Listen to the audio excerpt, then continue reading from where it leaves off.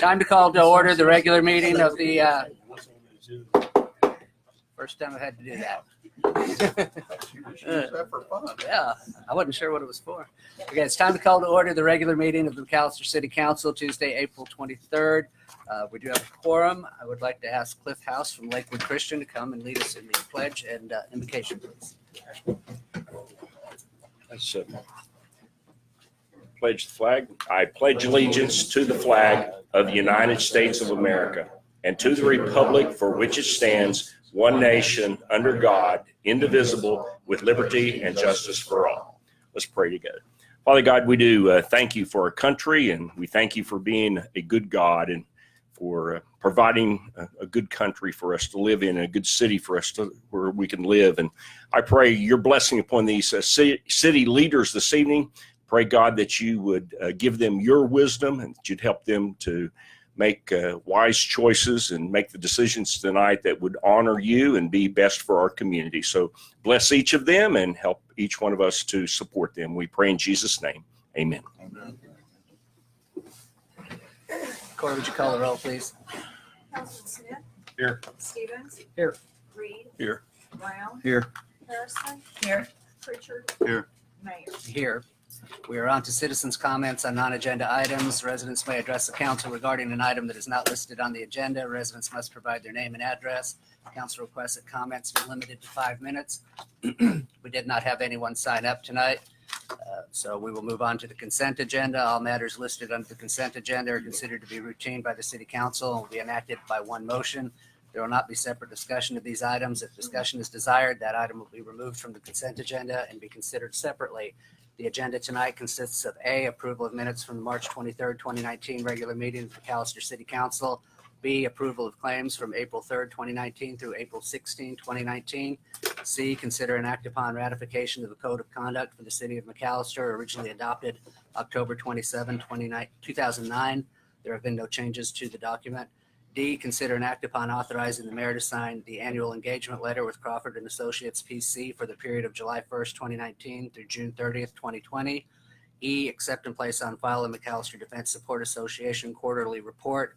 F, consider and act upon authorizing the mayor to sign an agreement between Oklahomans for Independent Living and the City of McAlester for funding in the amount of $24,000. G, consider and act upon authorizing the mayor to sign an agreement between Pride and McAlester and the City of McAlester for funding in the amount of $60,000. H, consider and act upon authorizing the mayor to sign an agreement between Pittsburgh County Emergency Management and the City of McAlester for funding in the amount of $50,000 for fiscal year 2019-2020. Concur with the mayor's appointment of Leslie Withers to the Stormwater Advisory Committee for a term to expire May 31st, 2022. J, consider and act upon a request for funding from Pittsburgh County Child Advocacy Center, the amount of $4,500. Would anyone like anything removed? Councilman Pritchard? D. D. Anyone else? Councilman Reed? J. Anyone else? I take a motion in a second to approve items A, B, C, E, F, G, H, and I. Motion, Councilman Smith, second. Vice Mayor Stevens. Any discussion? Corey, would you call the roll, please? Councilman Smith. Yes. Stevens. Yes. Reed. Yes. Brown. Yes. Harrison. Yes. Pritchard. Yes. Mayor. Yes, and the motion carries. Councilman Pritchard, on D. Yeah, and I need a little help with this question, but when we had the special meeting to accept the audit, I believe there was some talk about, and I may have the wrong firm, but Crawford and Associates about adding a clause to their contract that stipulated they produce the report sooner. Am I remembering that wrong? It may just be, okay. I don't know. Crawford and Associates are, they do not audit us. They're our consultants. And Right. so we keep those separate. Finley and Cook was the auditors. And Finley and Cook is the firm. Finley and the Cook is the gentleman one that that we presented. wanted to. Yeah, I remember him change. saying that maybe he was just using this as an excuse, but that part of the reason we were so, because I think we did it the last day we could, was that the report that he got from Crawford and Associates was delayed. Do you think that was correct? I think so. I mean, I well, think that's so, what he said. but do you think that's actually what happened? I mean, I don't know. I'm really just asking, if that was a concern, I would like to address that in this contract with Crawford Associates. If it's not, I'm fine approving this. And this is my only issue with that. We got that audit, or at least the council got that audit. I mean, so late in the process that there wasn't a lot of time for, I don't know if I would have had any meaningful input anyway, Well, but we have scheduled, we schedule a year out. So we have scheduled Crawford when they come and when they produce everything already. Okay. And so it has been put on the calendar and they know when they're coming here and all of that. But as far as the agreement, we didn't put it in the agreement. do you think Crawford would be willing to add some clause that, required them to perform by a certain date? Or if we I'm could sure they hold back would. payment or something like that? I'm sure they would. I mean, I personally would like to see that entered into I don't have the exact wording, but I'd like to have a clause like that entered into this agreement so that we could ensure that they perform this year, especially in light of last year.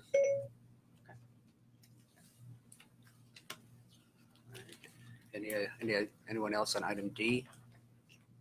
Take a motion in a second to approve item D with Councilman Pritchard's recommendation. Motion, Councilman Smith, second, Councilman Reed. Any further discussion? Corey, would you call the roll, please? Councilman Smith, Yes. Reed, Yes. Stevens, Yes. Brown, Yes. Harrison, Yes. Pritchard, Yes. Mayor. Yes, and motion carries. Item J, Councilman Reed. Mayor, I'd like to hear from the organization about the request.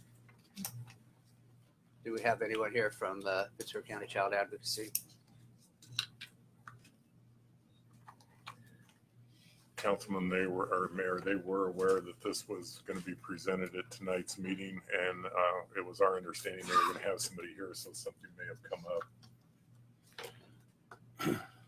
Well, Mayor, since we can't hear anything, I'll go ahead and give you my comments. In the packet, there's actually two different requests in here. One dated February the 7th, where Mr. Brawley says they need $5,000 to do training, and I assume to meet their match for the grant, for their state grant. And now we're being told that they need $4,500 in order to buy recording equipment, which there's nothing in here about what they want to buy. There's no memorandum of agreement as to how the money would be spent and on what. And I'd like to know which other law enforcement agencies they've contacted to try to get funding. There's 8 city and county law enforcement agencies in this county. And I'd be willing to bet that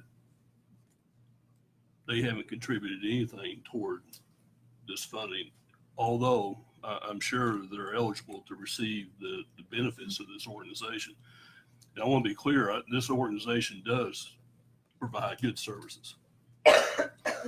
But just like other items that I've commented on, I do not believe that McAlester should be the agency that always totes the note for everything that comes along without even an attempt to provide or get funding from these other agencies who benefit from the same services that McAlester gets. So, and the fact that no one's here tonight, tells me something too. I can address part of that, but the original request on the $5,000 that they approached me and were talking to me about it, and I told them that asking us for something that is just a general fees for operation wasn't a good idea. That if they needed us to contribute to anything, they needed to have a specific item and a reason why they needed that. That's the change in those two. The rest of the things I can't address, but that was that they am just getting better information on how to approach their ask.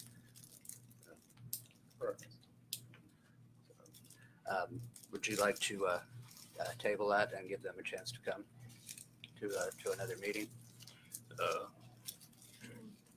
Sure. Well, I I'll would. make a motion to table. Is there a second, Councilman Smith? Any further discussion? We will table it till the next regular scheduled meeting. If that's all right. Councilman Reed on this motion. That's fine. Any further discussion? Corr, would you call the roll, please? Councilman Reed, Yes. Smith, Yes. Brown, Yes. Harrison, Yes. Pritchard, Yes. Stevens, Yes. Mayor. Yes, and the motion carries. We are on to public hearing.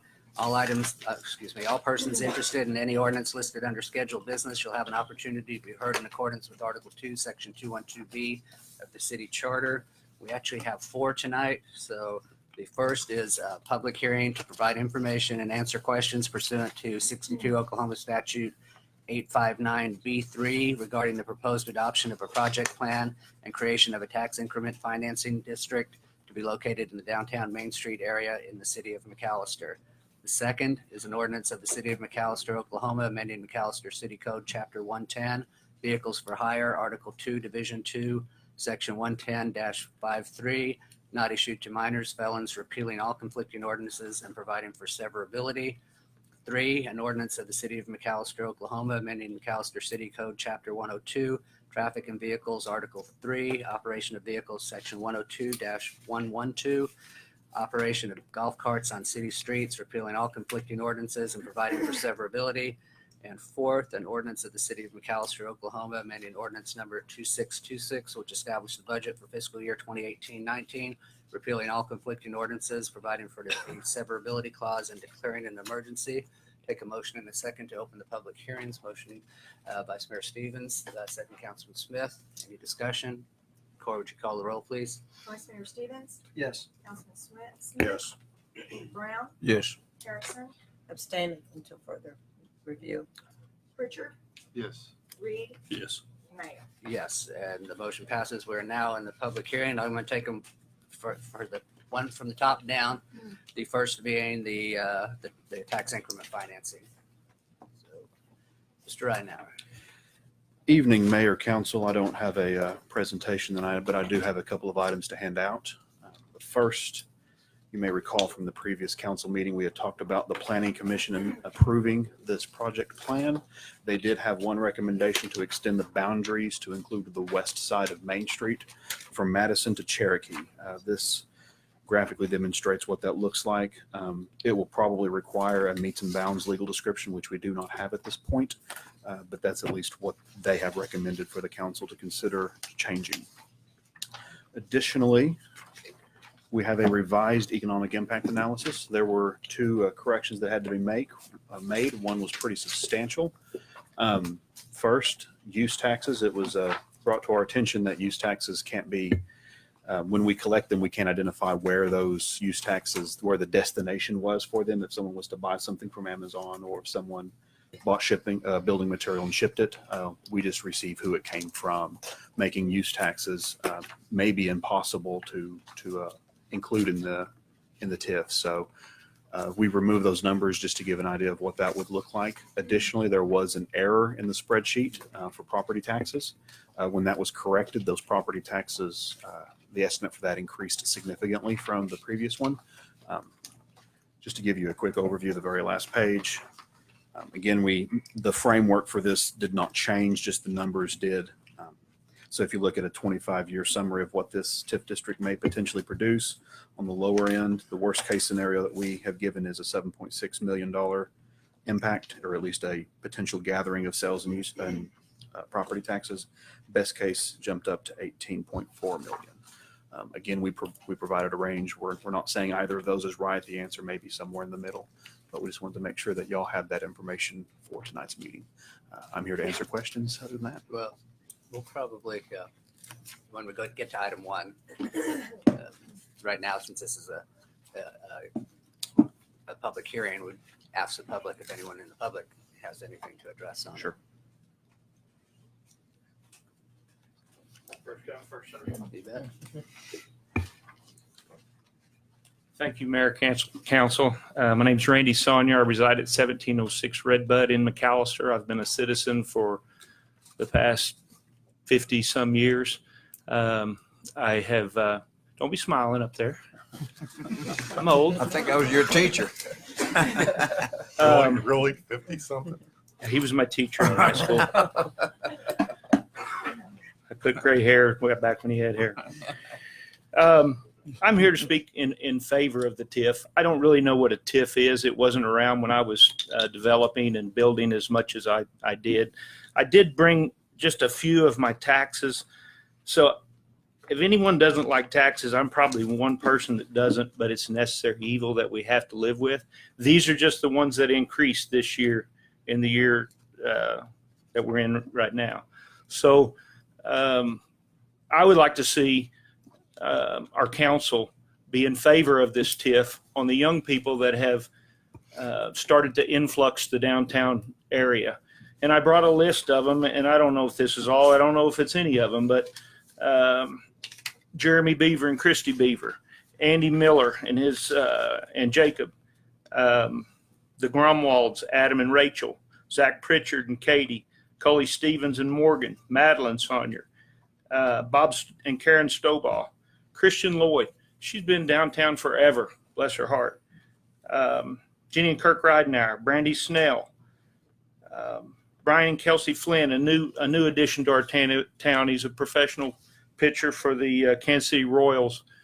Royals aren't doing too good right now, so I shouldn't have said that. But he's invested in downtown. All of our local lending institutions are downtown. We're all living off of this ancient infrastructure. I own some buildings downtown. I have just replaced the sewer in that facility on in the 300 block on East Choctaw. Our infrastructure is in need of help. When you have a major function downtown, the buildings back up, the sewage backs up. I want to commend the city on 2nd Street where my office is. The sewer line was replaced a couple of years ago. I have not had sewage in my basement again since that time. So it works. We need to invest back in our infrastructure. We need to invest in these young people that are investing in our downtown. The buildings are 100 years old plus. The infrastructure's old. It's worn out. It's decrepit. It's time that we put some money back in there.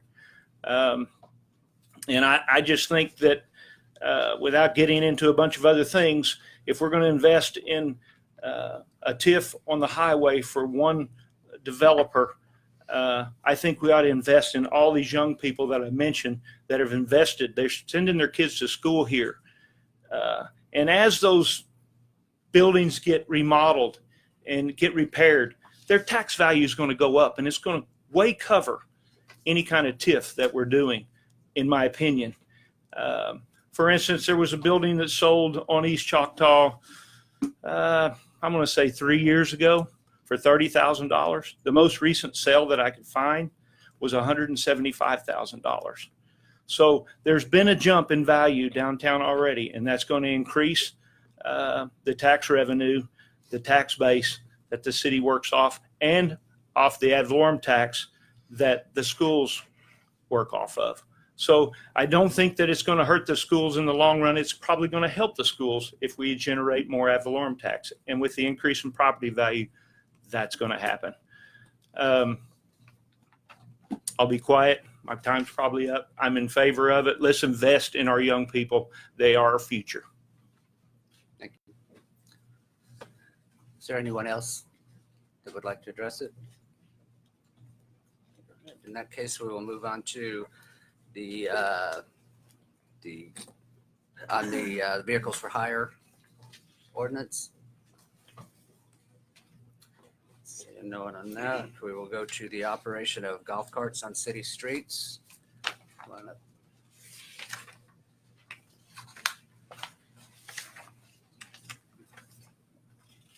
All right, my name is Vic Wheeler. I live at 1825 Wood Road. And my wife and I have hosted Sunbelt kids for the last 14 years.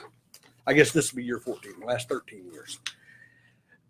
The amount of time commitment that it takes from each family that we have that hosts, 200 boys come from out of town into this community, are hosted by local families. And the amount of time necessary to do it correctly is a tremendous challenge, especially for those of us that work, et cetera. In the past, it has been a very big benefit for us.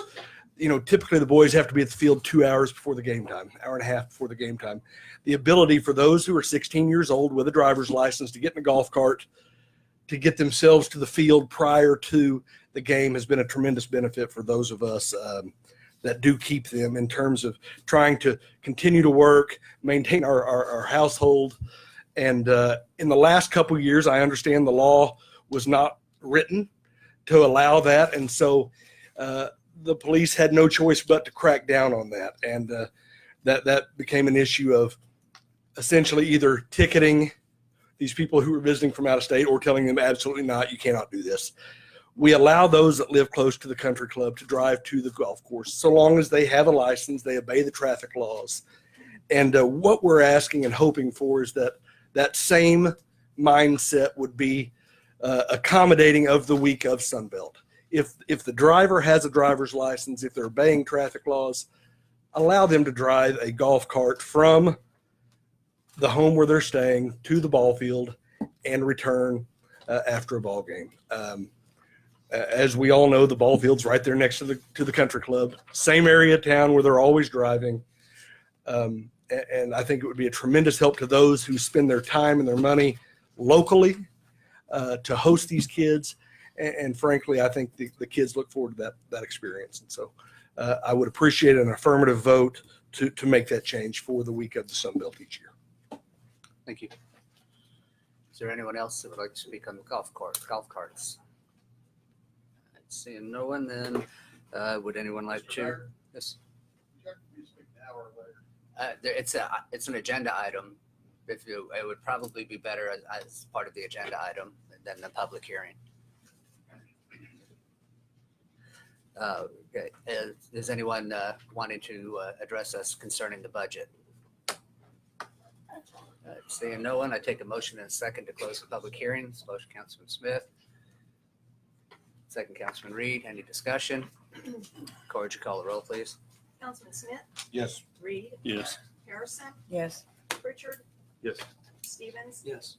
Brown, Yes. Mayor. Yes, and the motion carries. We're now on to agenda item number 1, public hearing to provide information and answer questions pursuant to 62 Oklahoma Statute 859B3 regarding the proposed adoption of a project plan and creation of tax increment finance district to be located in downtown Main Street in the city of McAlester.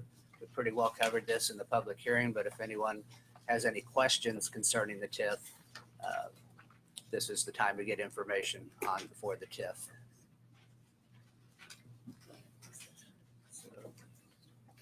Seeing no one, then we will move to agenda item number 2. Mayor. Is that, all right, well, thank you. Regarding the TIF, I've got a couple of comments or questions, and maybe the public needs to know as well as myself. When it comes to the TIF, it doesn't include any like gentrification. In other words, you're not making people move that don't want to move.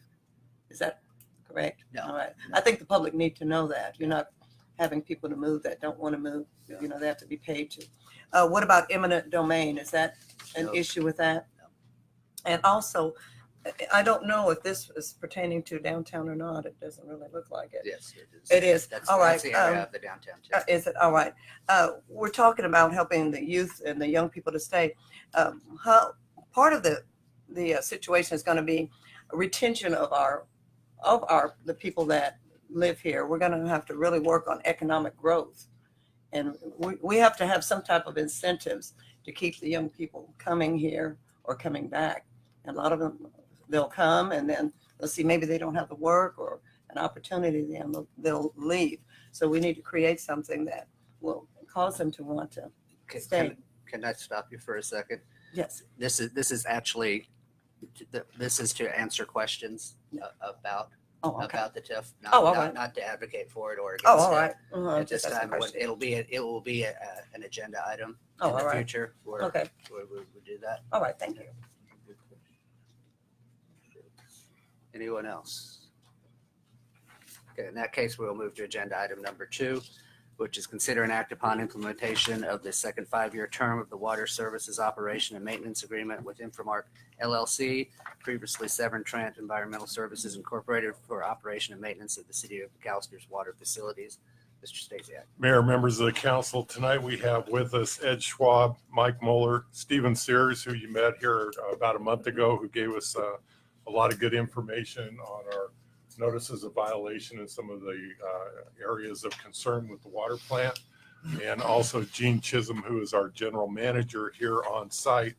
They're here tonight to talk about what we've got accomplished in the last 5 years and what our opportunities are for the future. This is a long-term contractual agreement. They are up for their second 5-year term, and just kind of bring us up to speed where we're at with the plant. And they're going to share some interesting information on our plant with us towards the end. So at that time, I'd like to introduce Ed Schwab. A couple of you 5 years ago might have been here when Mr. Schwab, he was the one that was instrumental in putting this contract together for Severn Trent, and worked closely here with the city with us. So, Mr. Schwab. Thanks, Pete. As this warms up and I learn how to use it, Mr. Mayor and Councilman and Council Lady, congratulations. Thank you. Thank you for your time tonight. As Pete said in my previous role, which was identifying communities that were in need of the kind of help that we could provide and forming those partnerships and relationships, I take every partnership that I have as Vice President of Infomark very seriously. But a little secret just among us, the ones that I start, I take very personally. It's like a child of mine. And I think Mr. Stasiak will attest to the fact that I've paid pretty close attention to our folks here. My primary role now is, as Vice President, is to simply make sure that we have the best people available and that they have the resources, support, tools, and training needed to provide the level of service that we all expect. And I'm here to tell you that between Mr. Moeller, Mr. Sears, and Mr. Chisholm, you have some of the best folks in the industry working on your water treatment plant. We are very proud of the work that we've done in the last 5 years. We're proud of the work that we're doing today, and we're proud of the ideas and plans and approaches that we're developing for the future that we want to share with you. So with that being said, I want to hand most of this off to Stephen Sears, and then afterwards I can answer any questions that you may have.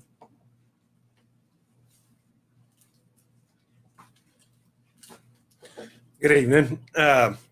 Tonight we have a little presentation for you guys. We brushed on the last time I was here, the state of the plant and the conditions. I'm not going to go slide for slide and word for word. You guys have that in your packet, I believe. So we'll just go through each one and hit the highlights of it.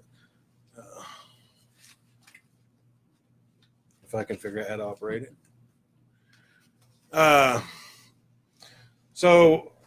The partnership benefits that we bring to the city, we have a list of them here. One of the big items we brought was a preventative maintenance program, which enhances operation efficiencies, and it extends the life of the plant. We talked about that last time. You know, we're a 38-year-old plant, I think designed for 35 years, and the battles we face keeping it up, the old technology and new regulations. So there's a list of things that we provide. We do have a team in place that is probably one of the best, and I think we can prove that with the compliance issues that we faced and brought them back in that we've discussed. I think the last time I was here, I was waiting on confirmation from DEQ for you guys that with the THM issues, that there is no consent order right now. They are in compliance. There's actually nothing hanging out there right now for McAlester. So that's good news. I did get that confirmation, but so our partnership, it began July 1st, 2014. And one of the things that Infomark did when we started this project was we brought in $425,000 worth of capital improvements that we implemented or done ourselves to bring the plant up to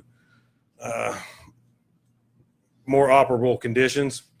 The facility is a list of what is in our scope, which is the water treatment plant, booster stations, the storage tanks. We do the water production that meets demand, routine preventative maintenance, repair and replacement of equipment, all the lab testing. I think we brushed on some of this last time. I think I gave you guys a list of the number of actual samples that we run, the amount of them, and the compliances, failure ratio. But so some of the major success stories, again, we go back to the $425,000 worth of capital improvements, addressed multiple treatment and monitoring and safety improvements at the plant. The filter media is a big one. We had somewhere a cost of $150,000 per filter to rehab them. Mr. Gene Chisholm, our project manager, come in and done a filter assessment on each individual filter, and it ended up with a final cost of about $50,000 to rehab those filters, so saving $700,000. This was also a notation on a CI inspection that we got from DEQ that the filters need an upgrade. We were in the process of this while they were doing their inspection. It's completed, reported completed to DEQ, and a response letter I'd got from Mark Stazine was that he was amazed at the speed at which we had done the rehab and appreciated the work between us and the city of addressing some of these issues. So that's a real big highlight there on the filters. The THM compliance, we talked about this several times. They're back in compliance. There was a point where Infomark was doing some chemical trials. Again, we talked about last time. It was just too expensive. So we spent about $145,000. Worked really good. We're working with city right now for Infomark to absorb this cost of this trial. So no cost to the city on that. So Infomark funded capital projects. These are some of the things we did when we started in 2014 to present. The main highlight of a lot of this work, you'll look in the blue, the big ones down here are the SCADA work. This is the supervised control from bringing everything to automation at the plant through the computers. We did the towers, we did all the telemetry, pumping stations, and we done some powder activated carbon feed improvements too. This addressed taste and odor issues that you guys were having at the time with this carbon. So, and then there's some, smaller minor things on there. Additional city funded capital projects in the partnership with Infomark that were completed. Again, we've done some raw water VFDs. This makes your pumping more efficient down there. Those are the big ones. We got a VFD installed at the KFC booster station. And again, some more small minor, some SCADA system upgrades or more installation for other parts of the plant. Filter control panels and stuff like that were upgraded. Most recent down here at the bottom, the generator out there. It's a small project, but didn't have a catwalk around it. And anytime anybody needed to work on it or something, they'd have to lean a ladder up against it. So very unsafe, but there's a catwalk installed around it now, so it looks really nice. So we here are not water people. A VFD is A variable speed drive. So I'm sorry, I'll back up. So VFD is variable speed drive. It controls the speed of a pump. So it's like an accelerator on a car when you give it a little bit of gas when you only need a little bit, or you push it down. So without these, the pumps are either on or off, and they run full bore or they're off. So the VFD allows it to fluctuate with demand, saving energy in the long run. So you don't have that initial hard pull when you start one up. It saves wear and tear on the equipment. So current issues that are being addressed right now. So we got a little bit of a list here that we're running through. Some clear well leakage, filter drain lines. These are kind of some small items that were in the works right now, but raw water creek valve installation. We're working, with the city, raw water pump electric feed repair and building repairs. So these are just some things that are in the works right at the moment. Again, as we talk to city's facilities aged, it's kind of a common theme, but it's built in 82, designed for 35 years. The good news is the capacity is plenty.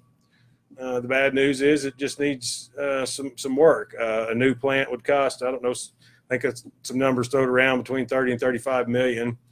With some moving forward with some projects, we can make this plant, last quite a bit longer, but we'll be working with you guys on that. The 15 to 20 years, I don't know. I mean, just depending on how we look at it, what actually gets done, how it gets pushed out. But again, the preventative maintenance has already been implemented by Infomark. So here's a 5-year CIP, and this is just a draft. Should put that in red up there, but draft recommendations, what we would look at. A comprehensive long-term asset management plan. This is something that needs to be put together no matter what happens to extend the life of the plant. Raw water transmission line, clear well, and these numbers are not exact. We didn't, go out and get bids. It's just kind of an estimate of where you would be to get some life out of the plant. Clarifier structure repairs. Some of this is cosmetic, but cosmetic eventually turns into a deeper problem. But chemical feed storage improvements, some more SCADA automation improvements, removal of the lime silo. I don't know if that extends the plant life, but it absolutely, again, cosmetically does wonders for us. But so again, that's just a draft and just a rough estimate. So summary moving forward, the proposed modifications, we'd begin working with the city staff on a 5-year capital improvement plan. Potential offerings to be finalized with the city, the comprehensive long-range assessment management plan, and CIP support and oversight. It's any capital improvements we'd be supporting and having oversight on, and program management and actual project completion at a savings to the city. So that's the end. I know that was fast, but I know you guys have a lot on your agenda. So if you got any questions, fire away. I have a question. I noticed on one of the things it says that you're putting in a new chemical. Well, what type of chemical is that? Because, well, we'll be honest, we can't drink the water. So Okay. we're having to purchase our water. Well, so it's just So what type of chemical it's just are an upgrade to the current chemicals that we use, a new feed building, because the current ones are dilapidated, and there's really no backup to any of the pumps or stuff like that if something happens. Some of the chemicals don't have what we call a overflow containment, Mhm. and with the design of the plant, you probably haven't had a chance to tour it yet. There's No. really no feasible way to put any kind of containment in those particular feed buildings. And, some of the construction standards say that, we have to have these containments in case a tank bursts or there's a leak or something. So that's just an upgrade to, along with keeping the plant's life going for projected amount of time, that we stay in compliance with the construction standards or regulations of DEQ. So there's a lot of little different things going on there. But Well, what is causing the water to have carcinogenics in it? so at this time, there's not really. So we do a disinfection byproduct sampling, and this is I know you wasn't here for the last council meeting. I've done a presentation, but so in short, we use chlorine gas to disinfect the water. And when it comes into contact with organics in the water, it creates a byproduct. So disinfection byproduct. So those are known to be carcinogenic in certain numbers in certain cases. And we have to sample those every quarter, and there's limits of 80 on the THMs and 60s on the HA5s. And I know those are numbers that, it's just, so anytime that we go over those, we're out of compliance. And it triggers these letters that you've seen. Again, that being said, we have been in compliance for the last 2 or 3 quarters now. There is no consent order. You shouldn't have been seeing any letters. I'm assuming no letters were sent out. But, so, Infomark has been working with the city to determine. It's been one troubled area out by Stephen Taylor, and it's, and I've got to go back to my first presentation. We need to work on that flushing because, we're coming up in the summer months, which the hotter the temperatures are, the worse these numbers get. But so we've narrowed it down to that one troubled spot, and then we've got to work with you guys to get a flushing program going. So unfortunately, we have to notify the whole town, not just the area where this happens. So everybody gets the same letter, whether you're drinking that water out there or not. So if it makes sense. I won't take up too much time. Are you aware that the parks and places like that, we can't even drink the water? They're all sealed. That parks are not ours. We're Oh, just all right. strictly Okay. treatment plant. Well, I mean, there's no water that we can drink. All right. And then the other thing, is it okay? Ask this other question. Are you a corporation? Do you have shareholders? No, we do not. Thank you. Ms. Harris, Go ahead. if I could, Ms. Harrison, I'd like to address the issue about drinking of the water. There are areas of town that have poor water quality, but I can tell you that what's being produced at the plant meets all requirements. It is perfect. It is pristine water. The problem that we have is then we're pumping it into 50, 60, 70, 80-year-old pipes in the ground that have infiltration into them, and they have sediment built up into them. And the problem is the infrastructure that we're pumping to everybody's house and into everybody's neighborhoods. That's where we're getting into a problem.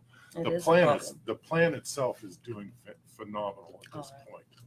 It's our infrastructure. All right. And you've been doing this for 5 years, did you say? Oh, I've been doing this for No, I meant almost 30. Oh, for the this state. particular company. Yeah, we've been with you guys for 5 years. All right. Thank you. Yeah. Appreciate it. I think it's important to point out as well that the bad test is coming from a one specific area, and it is barely bad. I mean, I think is it 0.80 or 0.85? Yeah, 0.8 is the limit, and we're like 0.8 and 0.81, on those high ones. So we're right there on the line. Again, I got to go back to the working with the city on flush, and we can get rid of that problem. Well, and that point was out at the Stephen Taylor Industrial Park. It wasn't even in. Correct. Yeah, in the the city. residential areas are all below limit. So at the sample sites that we test. So. Thank you so To, much. to clarify a little bit, what happens Yes. is the treatment plant is not designed to remove these TTHMs. It happens when the chlorine comes in contact with the other constituents that it takes care of. And what happens in the distribution system, where all the pipes and the tanks are, is when the water's there too long, it starts to form these TTHMs. So the solution we attempted was a chemical feed at the plant, but we found that it's more cost effective to have a robust and efficient flushing system.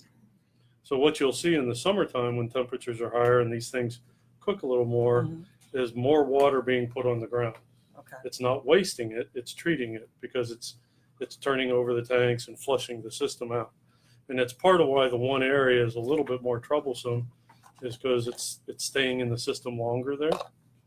So that water has longer time. It's like getting stale. It's effectively what's happening. If that's helpful. It is. Thank you. Vice Mayor Stevens.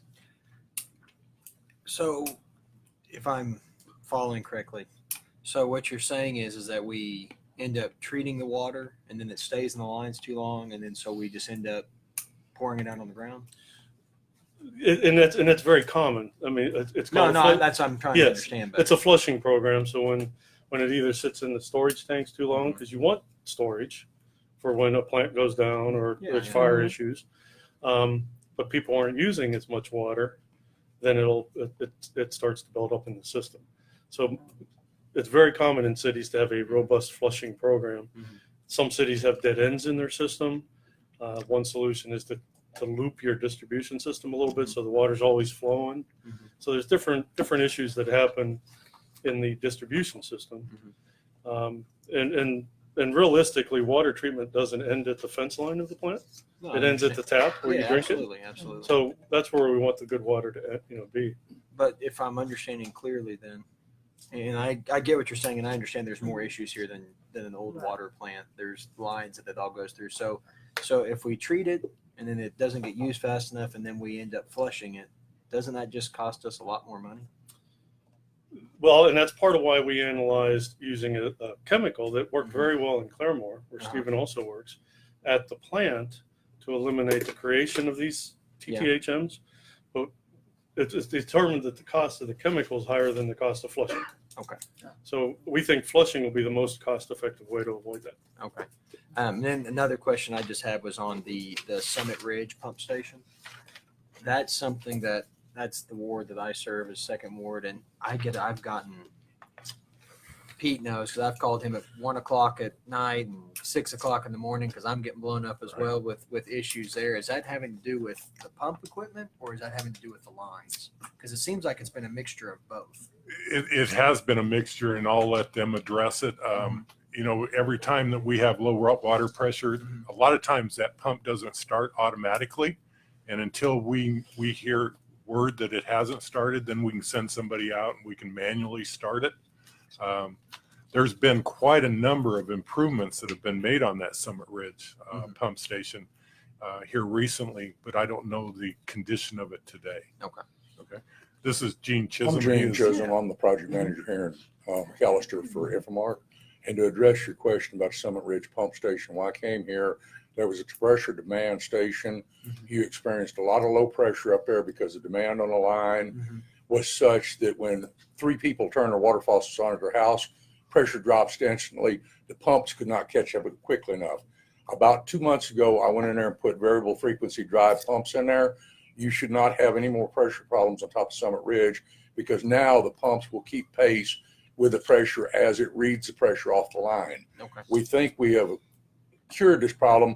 We still have a few electrical glitches in there that every once in a while the pumps do not kick on, and I have to send an operator out to start the pumps manually, and we'll reset them. But the problems at Summit Ridge should be pretty much cured at this point, because we've done everything mechanically possible now to bring a station up to modern standards. Okay. Thank you, sir. Certainly.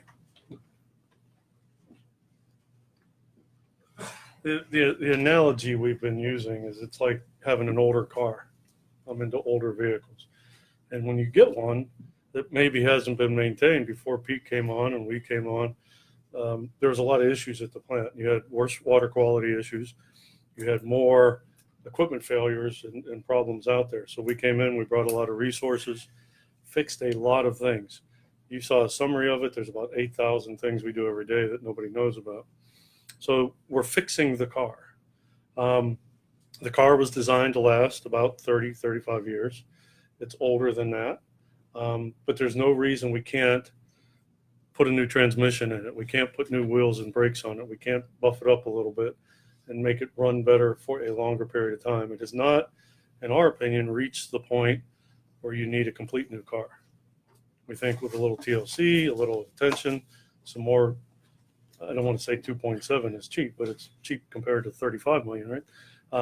With a relatively significantly less investment, we can keep this thing running for quite a while. And it's part of what we do. We don't get called into the brand new shiny cars. We get called in to fix problems, and these guys have really been stellar at it. I have a question on, because where we get our bad test is where the most volume of water is used in the city at the industrial park. So it doesn't seem to be like flushing would be the problem, because there's constant movement in that water because of the industrial park. Is there heat stratification in the towers possibly, where the warmer water's floating on the cooler water coming through and causing turbulence? And I'm just a VP. You got outside my pay grade. I'm going to go back to the expert. We talked about that last time in my presentation. So we were looking into how that is actually fed. He's not here this evening. He has probably more of the answer. It seems like that's the most used area, but when we look at the tower on SCADA, that tower is not moving, so we're not actually getting any turnover of that water. So, like I said, we're still working on the actual cause of why that is out there. So, whether it's the stagnant water in the tower, but I think there's mixers in those tanks. But in that example he just gave, if the water's being used more, now we got the inverse problem. It's not using the tower. right. So now your buffer is kind of being bypassed. And there's solutions that we can bring for that. Once you kickstarted me. Councilman Pritchard? I have a question about capacity. this slide says we're currently at 35% capacity. So how many, you measure it in gallons? No, millions of gallons. How many millions of gallons are we producing a day? We're rated at 12 something, but we kind of Yeah. smiled at that this morning. We're producing about 3.5 to 4 million a day. Why do you mean that you smiled at it? Well, because the state and federal regulatory bodies, based on the design of a plant, decide what the capacity is. And they base that both on the hydraulics and the chemical reactions and everything we do at a plant. And what we talked about this morning when we were walking around the plant is it might be able to handle it hydraulically, but the conditions and the quality of the water coming in also has an impact on that. In reality, always is a little different than what design might be. So I don't think we could put 12 million gallons through it on a regular basis. But the nice thing is you're nowhere near any capacity, real or certified. Do you have a guess of what do you think the actual capacity is? It'd be too big a swag because it's also seasonal. There are times where the lake turns over, the water quality changes from time to time. So if it's coming in really good, we could put more through. If it gets a little iffy, then it's less. If I could, Councilman, we had a heat wave probably about 6 years ago, and I believe for almost a month and a half, it was over 100 degrees here in the city. That plant was producing 9 million gallons a day at that time. That's the highest capacity I've ever seen come out of that plant. That's a lot. The replacement cost estimate, if it's $30 million, is that to replace the existing plant? Yeah. Okay, so that's to replace Not to get more capacity, but just so that new plant would produce approximately 10 to 12 million gallons a day, or be capable of. Mhm. Okay. I have one more question. What is, it may be in here, but I missed it. So what is the total financial commitment the city is making under this 5-year extension? It is $1,273,000 annually. That includes your maintenance cap, your chemical cap, the operations of all of the employees, basically start to finish of the operation of the facility. Thank you. Councilor Smith?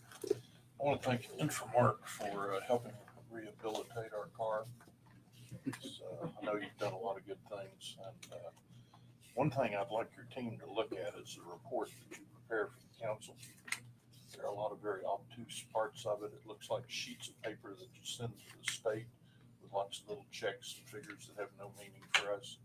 So I would appreciate it if you come up with maybe the critical performance measures that we need to know and kind of a dashboard approach to it. So it's simple for us to understand what's going on. I'll make a commitment to you right now. We're going to upgrade the report we give you. Give us some feedback if it's not exactly what you want, and we'll continue to tweak it. Good. And the other thing is, it seems like, as my recollection, I'm old, so I forget things, but it seems like this last year we bumped over the chemical max or something and didn't know about it. Is that 145,000 now that you guys are? It was part of our report that we're improving. Good. And it's part of what we're working with Pete and Dalton on is that we're going to absorb that for the next 5 years. And we're going to take on the risk of the chemical. So there won't be any more cap. If we go over, it's going to be on us. Good deal. Appreciate your work. Thank you, sir. Mr. Stazak? Councilman Pritchard, I stand corrected. It's $1,279,337.48. I was 6,000 short. So, Congratulations. Anyone else? Is there a motion and a second? Motion, Councilman Smith, second, Councilman Reed. Any further discussion? Corr, would you call the roll, please? Councilman Smith, Yes. Reed, Yes. Pritchard, No. Stevens, No. Brown, No. Harrison, Abstain. Mayor. Yes, and the motion fails. We'll move on to agenda item number 3. Consider and act upon an ordinance amending the McAlester City Code, Chapter 110, Vehicles for Hire, Article 2, Division 2, Section 110-53, not issued to minors or felons, repealing all conflicting ordinances and providing for severability. Councilman Brown. Yes, sir. I ran into some people that have had some felonies that are operating in like cab and those type of vehicles. And some of they've had convictions, not major, but way back 18, 19, 20 years ago.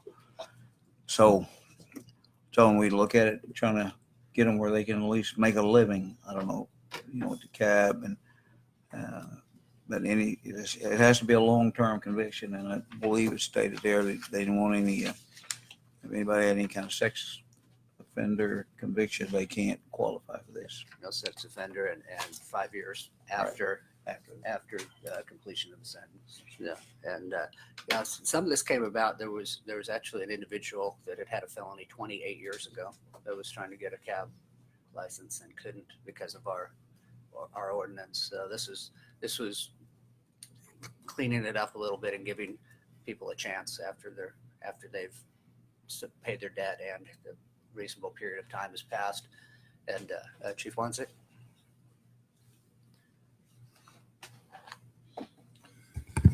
Thank you, Mr. Mayor and Council. Councilwoman Harrison, welcome. Thank you. 2 or 3 months ago, I had somebody come to me and request a taxi cab license, and he had a one grand larceny conviction in 1991. And I told him that under our current ordinances that I could not grant him a taxi cab license. And he was wanting to start the company. And I told him that he could try for an expungement or he could talk to a councilman about getting this changed. And I think that he had no other criminal convictions in the past 28 years. And I kind of feel that maybe that's been a little bit too strict on somebody. I was one that suggested to Councilman Brown that anybody on the sex offender registry should not be included. It should not be eligible for a taxi cab license. And thinking about it a little bit more, we do have a violent offender registry, and perhaps council might consider adding that as well. We don't have very many people on the violent offender registry. It's usually for more serious crimes and recommended by the Department of Corrections, but we do have a few in McAlester, and that would be entirely up to the council as they may choose. I would make a motion to consider the ordinance with including the violent offender registry along with the sex offender registry. I'll second it, Mayor. Councilman Pritchard. I don't know that I understand the wording of the proposed amendment, because it says it will not be issued to minors, felons, or registered sex offenders. But then we have this exception that you can get the license 5 years following the completion of a felony. So does that mean if we adopt this with registered sex offenders and the violent offenders, does that mean that it's 5 years following the completion of those sentences too? I don't think that, Councilman, I don't think that has anything to do with it. The sex offenders, no, they won't qualify, period. So Councilman Brown, your intention is to make it so that registered sex offenders can never, hold this license. They won't be able to get this license unless they get kind of expunged. Okay, that makes sense. Yeah. Yes, sir. I've got a quick question. So Yes. you're saying in order for them to be hired for cab services, or we don't have Uber yet, but I'm telling you, it might come up. Are you saying that they have to apply through the police department? Where are they applying to even get these licenses? They apply through the water office initially, then the application goes through the police department. And I review their driver's license and criminal histories prior to issuing a license. All right. Does that include UA, urine analysis, No, ma'am. fingerprinting? No, ma'am. You just run a We take their records information and check? run it through the National Crime Information Center. Also run it through the state of Oklahoma's criminal records. All right. Do you go outside of the country, or is just the No, ma'am. nationals? Just national. Any other comments, questions? We have a motion and a second. Corey, would you call the roll, please?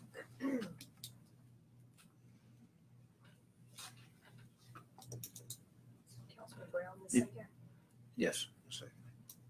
Councilman Brown, Yes. Smith, Yes. Stevens, Yes. Reed, Yes. Harrison, Yes. Richard, Mayor. Yes, and the motion carries. We will move to agenda item number 4, consider and act upon an ordinance amending McAlester City Code, Chapter 102, Traffic and Vehicles, Section 102-112, operation of golf carts on city streets, repealing all conflicting ordinances, providing for severability.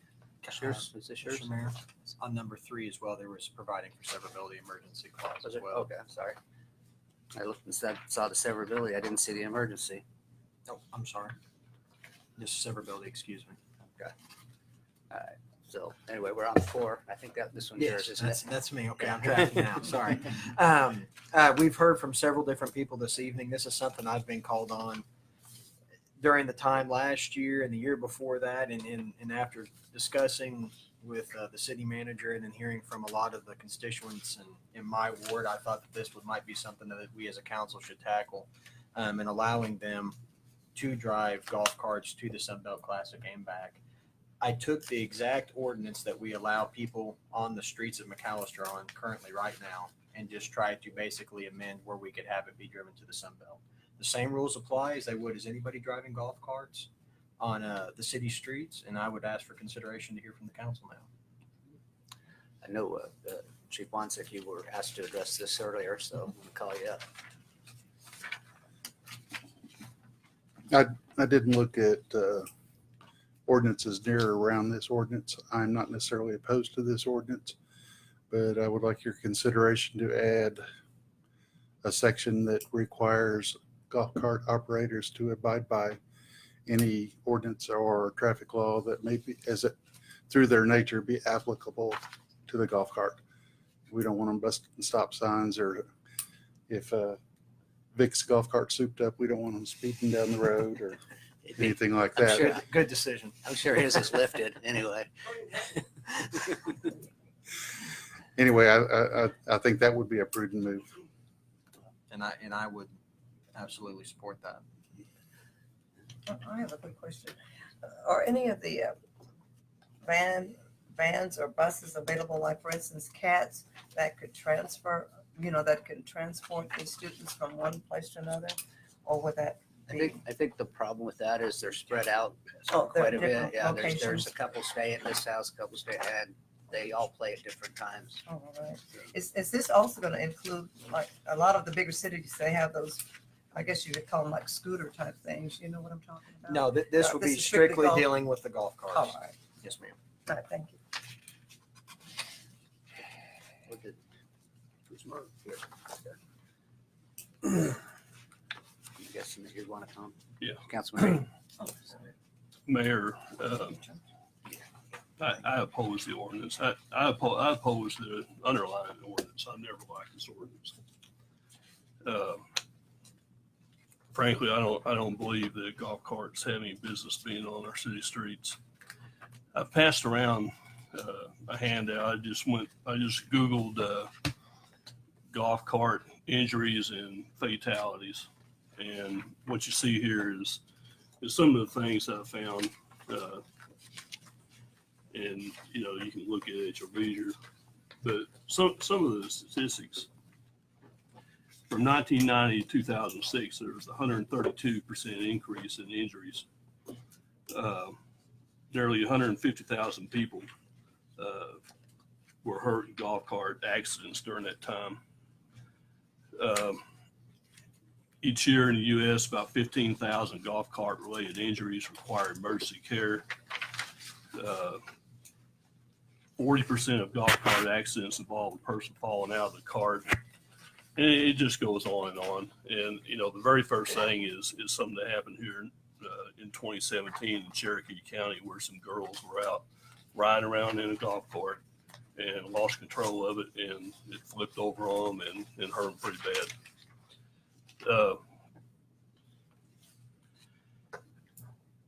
This came up about 2 years ago. I got a call from a lady who's one of these host families, very upset that the police had said anything to these Sunbelt kids who were at Mike Deke at the time.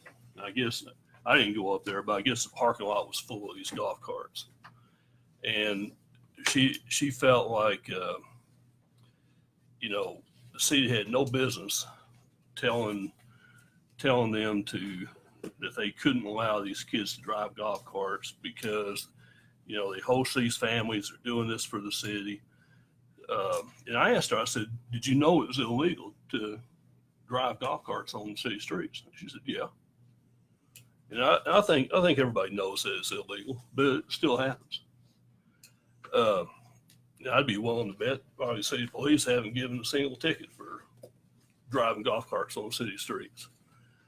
But this is an ordinance of privilege, what I want to call it. The underlying ordinance, which was passed back during the Randy Green days, was passed because the country club jacked up the fees on storing golf carts. And there was people that didn't feel like they should have to pay those fees. So they passed an ordinance that said, well, you can drive your golf cart to the golf course. You don't need to store it up there anymore. You don't need to trailer to the golf course. And the fact that you have to be playing golf, tells you it's not something that's designed to benefit everybody in the city. Just like the amendment tonight that's before us, it's not designed to benefit anybody but the host families for the Sunbelt Classic. It's all fun and games until somebody falls out of one of these golf carts, hits their head on a curb, or goes through a stop sign, or a car goes through a stop sign and plows into a golf cart full of these Sunbelt players. And I say privilege doesn't outweigh safety. And that's what you're asking for here. You're asking to make accommodations for a small group of people out of convenience. When these host families take on these kids playing on the Sunbelt Classic, I think it's a great thing that they do. They know that they're responsible to get these kids to and from those games. That's just part of it. But I do not believe that the city should waive safety considerations to accommodate that. That's all I have. Couple quick questions. How long is that? About 2 weeks? I mean, I know somebody get hurt. To my understanding, it's about a week. About a week. Unless I need to be corrected, but I'm pretty sure it's not even maybe a full week. 6 days. 6 days. Now, the city has the liability. If we pass an ordinance, maybe Chief, is the liability on the city? Is that on the individuals that owns the? I would say this is. I would say this is probably a question for the city attorney. Oh, okay. Well, I'm looking. Maybe I'll try to put on my hat that, and I would say that there should be nothing more. City, so it's covered. City carries liabilities. Well, another thing too, and I don't know. You follow, man. They was zipping up around there the other day on those golf carts like flies. I don't know what they're doing. I was just sitting at the picnic table, and I saw kids. I guess you don't have to be a certain age to drive them, because I saw a little kid and his sister going down to the pond there. So I don't know. Well, I didn't check it. But. And this is something in to address some of the things that Councilman Reed brought up too. That's why I wanted to amend what we have already put in place for a number of years. It wasn't a matter of trying to redo it. It wasn't a matter of making it okay for a 10, 11, 12-year-old or someone even, God forbid, younger driving on our city streets. They still have to have a valid driver's license. They have to drive during daylight hours. We're basically doing nothing more than allowing proximity to that to be dictated. Now, they can't drive a golf cart. Correct me if I'm wrong. They can't cross a state highway in a golf cart, correct? You can't drive on a state highway. You can cross a state highway perpendicularly. Okay.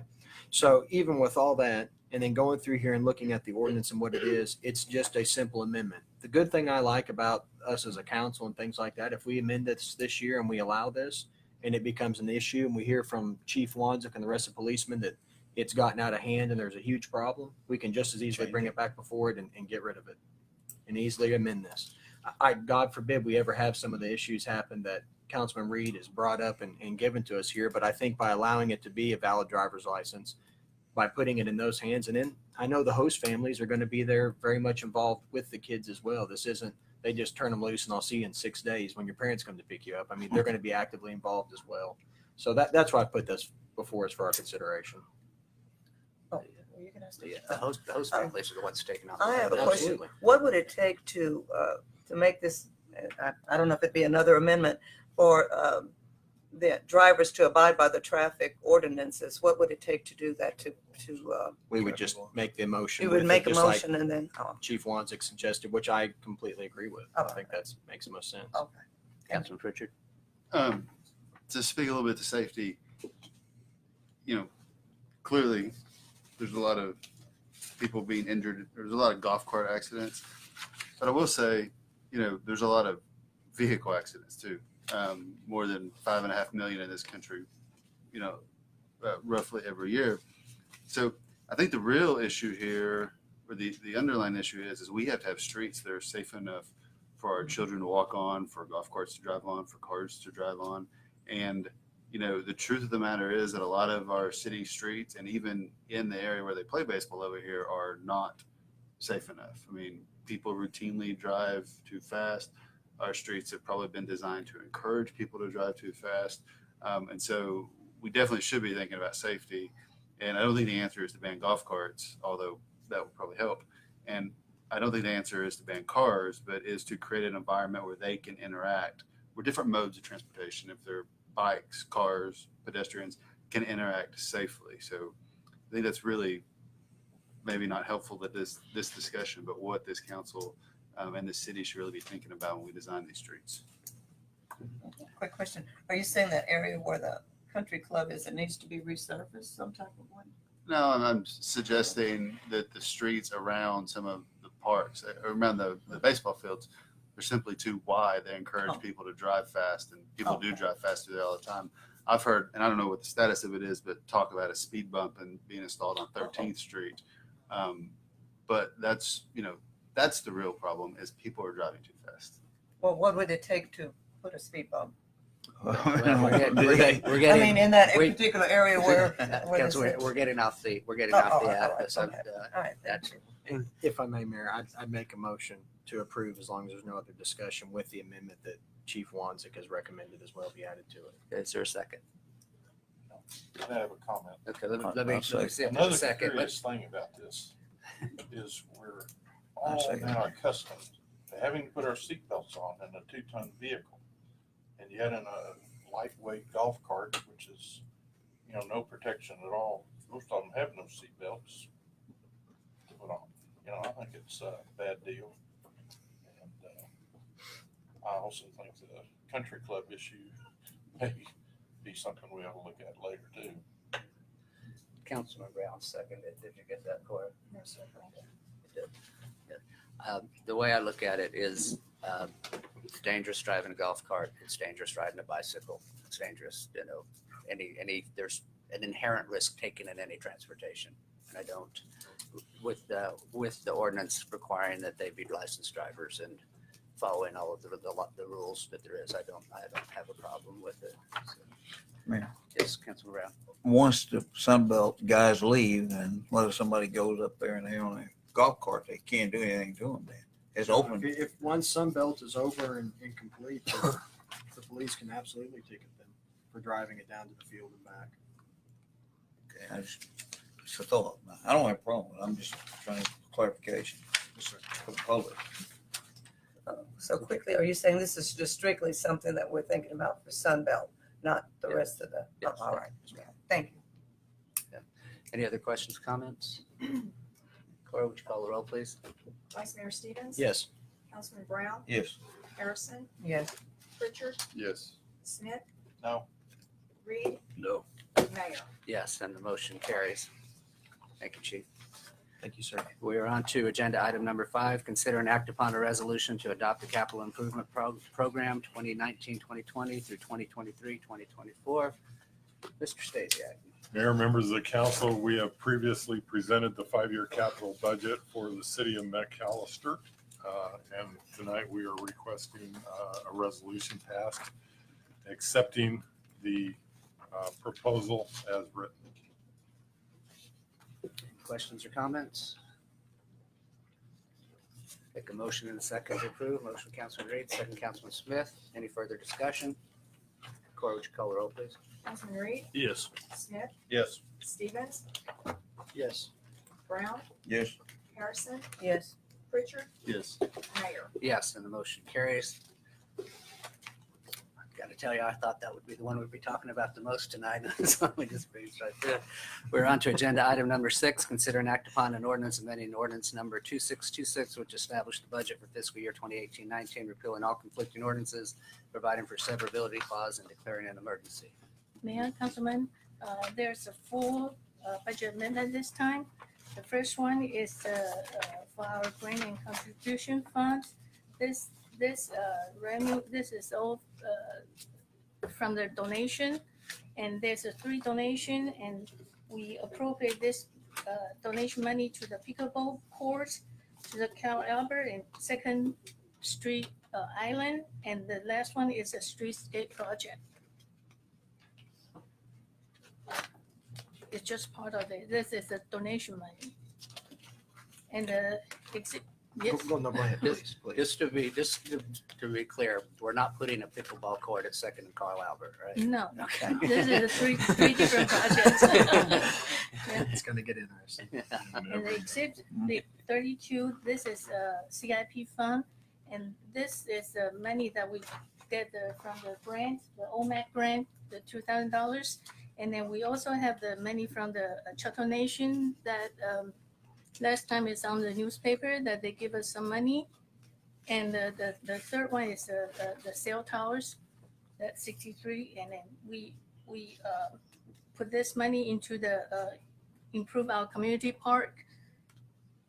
And then there's one is for the OMAX, the safety grant, is for the UTM trench shield. We spend the money on that. And the third one is exhibit 33. This is a nutrition fund.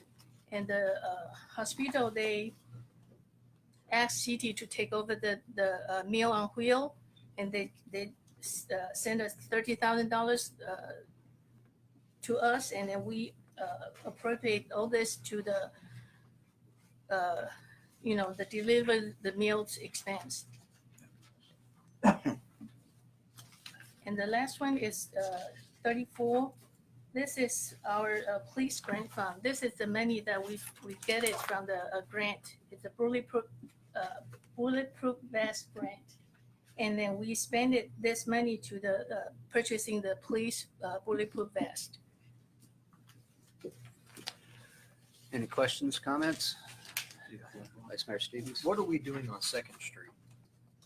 We have the center. Is it the median there on Carl Yes, Albert? median, Okay. yes. Okay. That was a donation of funds for the plants that are put out there. Okay. Thank you. Anyone else? Councilman Pritchard? I'd make a motion, we approve it. Is there a second? Second, Councilman Smith. Any further discussion? Corey, would you call the roll, please? Councilman Pritchard, Yes. Smith, Yes. Stevens, Yes. Reed, Yes. Brown, Yes. Harrison, Yes. Mayor. Yes, and the motion carries. This one does have an emergency, so I take a motion and a second for the emergency. Second, Mayor. You got the motion? Made a motion. Motion, Councilman Brown, second, Councilman Pritchard. Any discussion? Corey, would you call the roll, please? Councilman Brown, Yes. Pritchard, Yes. Reed, Yes. Harrison, Yes. Smith, Yes. Stevens, Yes. Mayor. Yes, and the motion carries. We're on to agenda item number 7, discussion and update on financials. Okay, in front of you, there's our financial summary, and you can see the general fund that we are over the revenue. We are over budget for the 1.34%, and at the same time that our expenditure is about 2.93% under the budget. So and we did not transfer the money from MPWA to general fund this time, but the ending balance still increased a little bit. It's 754,360. And the MPWA, our total revenue is slightly under the budget, 1.75%, but our expenditure also under budget for 3.9%. And because we did not transfer it out from MPWA to general fund, so the ending balance is $872,397.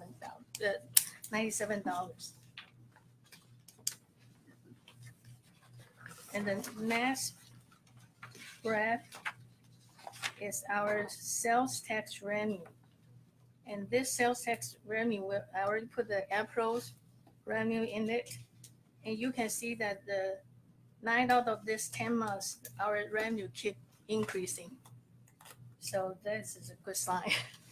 I hope we can continue to do that. And the next page is sales use tax. It's similar that we can see it slightly growing.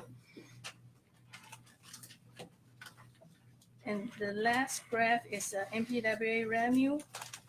It's for the water sales, for the residential and commercial, and the water district and the wholesale.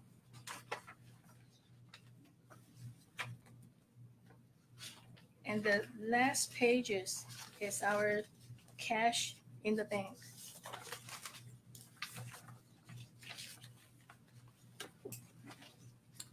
Anyone have any questions? Thank you very much. Thank you.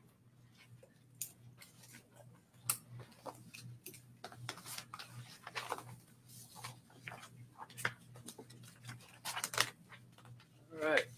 We are now under new business. Any matter not known or which cannot have reasonably been foreseen prior to the time of posting the agenda in accordance with section 311.9, title 25 of Public State Statutes. Do we have any new business? Do not, Mayor. In that case, we'll move on to city manager's report. Mayor and council, we've been notified, and I believe they're getting ready to mobilize here in McAlester that a Thunder basketball court is going to be going under construction here in the next week. That Thunder basketball court will be located next to the tennis courts at Chaddock Park. That is an $82,000 donation to our community. Thunder basketball has been building these courts, professional courts all over the state, and we were fortunate enough to be able to get on the list, and they're going to be constructing that for us. So that's really exciting. Thunderbird Park, which is over on Pierce Street, the new playground equipment has been installed over there. We have a new slide, we have new swing sets, and we also have a small zip line. I would encourage you to all go over there and try that zip line. What's the weight capacity on the zip? We have Asking for a friend. I don't know. There was me and 4 kids on it, so I think we're good to go. Okay. It's also got wood fiber chips, and this was a partially funded by the city of McAlester and partially funded by the Choctaw Nation. If you remember, the Choctaw Nation is now doing non-gaming quarterly discretionary distributions to cities within their district. In January, we got a large amount of money from the Choctaw Nation for that quarterly distribution. We teamed that up with city money, and we were able to make all of those improvements over at Thunderbird Park. We're excited about it. We will be adding benches, a drinking fountain, and just some shade over in the area. So there's more to come for that park. That's an underserved area of our community. What about For- restrooms? No, sir.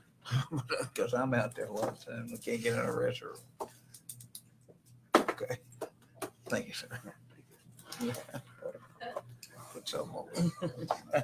Sorry, that threw it Okay.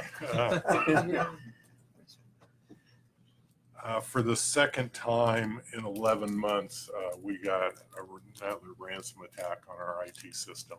It happened Thursday night. We were able to isolate it very quickly. The reason I bring this up is because we have a phenomenal IT department with James and George. They do an outstanding job here protecting the city. We have anywhere from 30 to 40,000 attacks on a day-to-day basis on our system. We did have one that got through. We were able to isolate it, we think, to one of the computers in the police cars. The reason I bring this up is because James and George do a phenomenal job.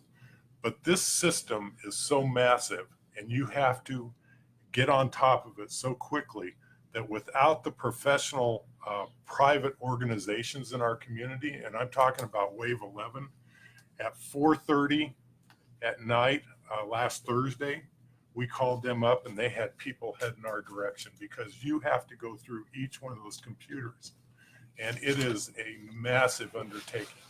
And they were able to isolate those computers, isolate the system, bring that system back up. It got back in on us again yesterday. They have figured out that door that it got through. Our system is back up and running, but without Wave 11, James and George, we would be in a lot of trouble around here. So they spend an exorbitant amount of hours fixing this system. So it's not an easy task when you've got all these people all over the world that are just trying to get into your system 24 hours a day. The last thing I have is, this is a little discouraging. We opened bids for the downtown streetscape project. And that bid, we only were able to receive one bid, came in $146,000 over budget. We are meeting with our engineers on Friday, and we're going to look at areas that we may be able to cut back. We're going to see what the opportunities are, and we will be bringing you a proposal at the next council meeting. But right now, we are upside down $146,000. That, Mayor, that's all I have. All right. We're on to remarks and inquiries by council. Councilman Smith, Vice Mayor Stevens. Councilwoman Harrison, glad you're here. Thank you, sir. Pete, I just want to commend you and the rest of city staff and all the city employees. It seems like lately, as I've been driving around more and more and doing stuff, there's just a cohesive effort to continue to improve our community.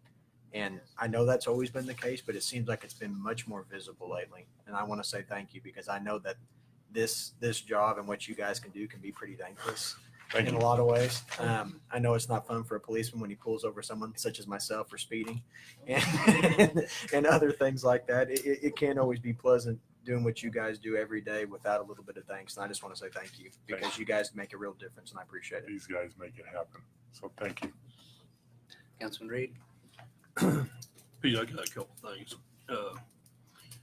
One, could I ask a favor that when y'all pass out something like the TIF, the revised TIF information packet, that you highlight the changes in there? You bet. Because, I mean, I can't tell what the difference between this and the original packet that we were given without, going page by page. You bet. So in the future, right, if there's changes like that made, please highlight those so they're obvious. We'll go ahead and get those highlighted tomorrow and send them out, email it to everybody. Okay. We'll highlight them in yellow. And the other goes to your comment about the attack on our computers. Mm-hmm. Was that a virus that was introduced to our computer? It was a virus, and it was brought in through ransomware. It was a ransom. Well, the reason I ask you that, do we have a policy that prevents employees from connecting devices to our computers, that their own personal devices that haven't been checked by our IT people? I do not have the answer for that, but I'll certainly get it for you. We do not allow personal devices connected to our network. Are the ports? This was a city-owned device. The laptops are actually on the internet because they have to do queries through the internet. And it was just a spam email that was open that instigated the ransomware. It was not a data mine. They did not come in after data. purpose was strictly to encrypt the data that's on the network, and it has been removed. Okay. Are the ports on our network computers disabled to prevent somebody from hooking some kind of external device to them? Are the ports disabled so that we cannot accept personal devices?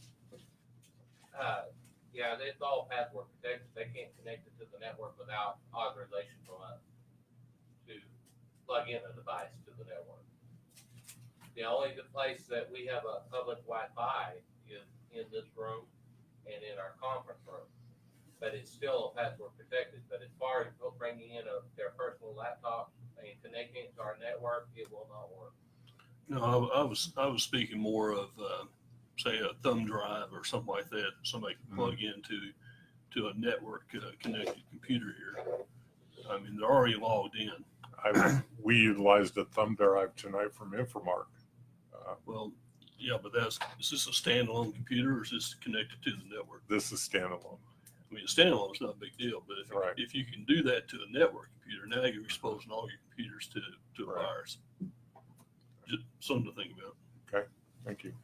We do not have the security in place to block all those external devices like a thumb drive, but we do have security on each device that if it's plugged in, it will not allow anything to be executed off of those devices on each computer we have at our location. This was strictly a spam email. Let me click on the link on it, and since the computer was connected back to the network, it allowed that virus to transmit through that connection. We have changed some security protocols and closed a couple ports that were allowing that. It shouldn't happen again. I hope, but the hackers are always out there trying, so eventually they may find a way around it. But we'll keep on trying to prevent it from happening. Generally over a 14-day period, we get almost 8 billion hits a week. I mean, over a 14-day period, 8 billion hits on our network of people trying to hack into it. And that is not uncommon at any location. Our firewall is doing its job. Our virus scanner is doing its job. It's just on occasion something happens. And the way we protect this is through backup integrity, trying to keep our backups up to date and doing backup daily. Councilman Brown? Well, yeah, I've already told Ms. Harris, welcome, but as you can see, once you get your first check, you've made it. Thank you. I look forward to it. You'll enjoy it. I think you'll enjoy yourself. Councilwoman Harrison, this is your opportunity for any comments or anything that you would have. Well, I would just like to thank everyone, especially once again, you, Mayor, and the councilman. And it's going to take me a while to understand all the nuances of municipal politics, but I'll endeavor to do the best I can. And thank each one of you for assisting me as I go on this journey. I can assure you, if anybody on this council will be willing to help you at any time. Thank you so much. Councilman Pritchard? Yeah, I'd like to talk about my vote on the water contract with Infomark. You all probably remember more than you want to, when we were discussing the highway TIF, I feel pretty strongly that the charter is clear that a municipal beneficiary trust cannot create an obligation in excess of $1 million without asking the people via vote. So I have no particular problem with that contract. I think there's different challenges through our water system throughout the town. It does seem like Infomark is doing a good job at the plant, but I don't feel that I could vote yes on that without a provision that required a vote of the people. Personally, I feel, this provision of the charter may be too restrictive and it's time to revisit it. I actually think it was revisited a handful of years ago, but for what it's worth, that was the reason I voted no against the water contract. Pete, how's it going down at Arvest Park? Slow. What is the challenge down there? Is it is it something on the side or is it kind of a manpower issue? It's kind of a manpower issue. I can tell you that we're gonna wrap up the sidewalks and then we're gonna contract the demolition of all the concrete out of the center of it, the dirt removal, and also the trucking of the dirt back into the facility. We'll take care of installing the irrigation and the sod, but we're gonna get the sidewalks done, and then we're heading to asphalt overlays. Good. Okay. I'll be glad to see that. We all will be. How's that comprehensive plan coming? Comprehensive plan is on my desk. We are finalizing some of our comments, and probably within the next 30 days or so, we'll be presenting that to the council. One more thing for you. You talked a little bit about the Choctaw, what is it, the non-gaming? Non-gaming entities. They did a donation in the first quarter. Have they made a donation since then and for the second quarter? We understand that it will be coming very soon. Do you anticipate those to be roughly the same amount, or do they fluctuate, or do you have any expectation? It's based on sales at their travel plaza. Oh, really? The interesting thing about this, Councilman, is they are giving us a non-discretionary donation on a facility that's not located in our city limits, but they know it has an effect on our community. So they have opted to participate with that travel plaza. This is non-discretionary. It can cease at any time, but it's our understanding that it will be continuing. And my final question on the television franchise contract. Do we have any update on that? I know at the last time it was on the agenda, we didn't approve the extension. What did you say? In progress. Okay. City Attorney Irvin and myself were on a conference call with their attorney here about a week ago. We've made some strides forward. There's some changes being made, and we hope to have that. It's in progress, like you said. Okay. Thank you. Mayor's comments, just a couple things. I have changed my contact information on the city website. It's now my personal contact information. So if anyone is needing to get a hold of me and they don't know my number, they can go to the website. It's got my phone number and my email address on it. I think everybody up here already has it as well. I've given it out over the radio. So if anybody doesn't have my number, they're making an effort to avoid it. Want to congratulate and recognize, I believe it's a high school student council that got national recognition for the work that they do. So that's quite an honor for our city as well as the schools. On Thunderbird Park, I've already had a citizen contact me, very, very appreciative of the fact that equipment got put in, and I informed them that there's an overlay coming on that road as well. And they got a very good response on that. And I wanted to clear up a little something on the consent agenda. We had a number of the entities that we fund on there. We did not have all of them on there because they hadn't got their reports to us at this point in time. Those will be coming up in a future agenda at some point. And then lastly, to council members, got to get those evaluations. We're getting down to time crunch, and so we need them as soon as possible. And okay, and with that, we will recess the council meeting, and I would take a motion to convene as McAlester Airport Authority. Motion to include approval of minutes from April 9th, 2019 regular meeting of the McAlester Airport Authority. Confirm action taken on City Council Agenda Item B, Item 5, and to adjourn. Motion, Councilman Smith, second Councilman Reed. Any discussion? Corey, would you call the roll, please? Councilman Smith, Yes. Reed, Yes. Brown, Yes. Harrison, Yes. Pritchard, Yes. Stevens, Yes. Mayor. Yes, and the motion carries. I would now take a motion to convene as McAlester Public Works Authority. Motion to include approval of minutes from April 9th, 2019 regular meeting of McAlester Public Works Authority. Confirm action taken on City Council Agenda Item B, 2, and 5, and to adjourn. Motion, Councilman Smith, second Councilman Reed. Any discussion? Corey, would you call the roll, please? Councilman Smith, Yes. Reed, Yes. Stevens, Brown, Yes. Harrison, I'll abstain. I wasn't here. Pritchard, No. Mayor. Yes, and the motion carries.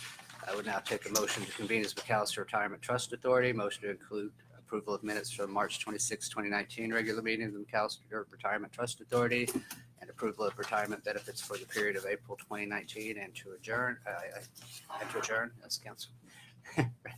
Motion, Councilman Smith, second, Councilman Reed. Any discussion? Corr, would you call the roll, please? Councilman Smith, Yes. Reed, Yes. Stevens, Yes. Brown, Yes. Harrison, Abstain. Pritchard, Yes. Mayor. Yes, and the motion carries. We'll now reconvene as the McAlester City Council. I take a motion to adjourn. Motion, Councilman Smith, second, Councilman Reed. Any discussion? Corr, would you call the roll, please? Councilman Smith, Yes. Reed, Yes. Brown, Yes. Harrison, Yes. Pritchard, Yes. Stevens, Yes. Mayor. Yes, the motion carries. Thank you, guys. Thank you. Well, I'm Thank you, gentlemen. Appreciate you.